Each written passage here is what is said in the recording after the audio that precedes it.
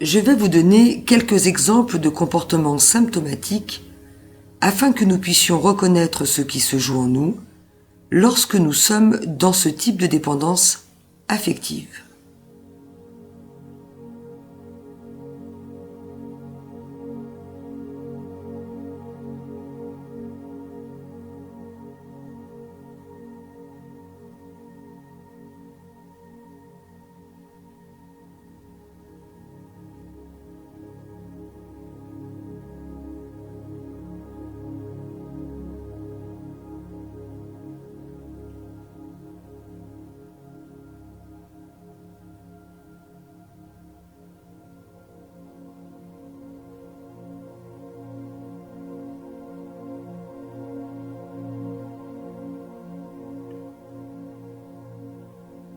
Encore une liste non exhaustive que je vous laisse compléter afin que vous puissiez analyser les comportements dans lesquels vous vous inscrivez la plupart du temps.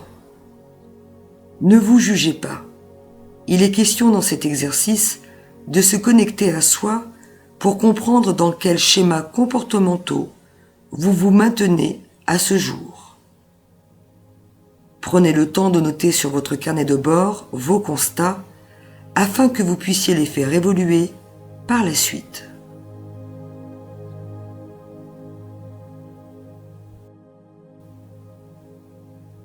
J'espère que vous l'aurez compris, la dépendance affective est une prison dont il faut impérativement se libérer, pour ne plus souffrir de l'impuissance d'apprécier son propre jugement sur soi-même.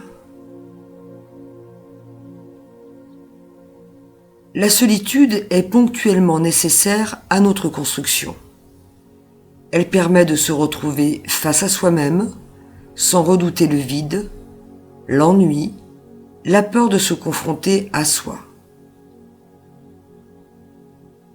Cette solitude qui, une fois domptée, nous permet de nous apprécier, de nous aimer, en devenant notre priorité.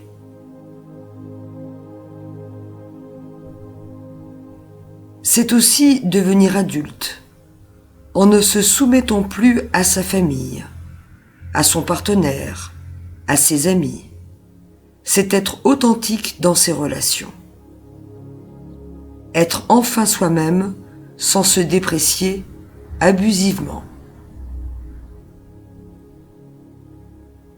Ce qu'il faut en retenir: la peur du jugement des autres, la peur d'être rejeté, la peur d'être abandonné,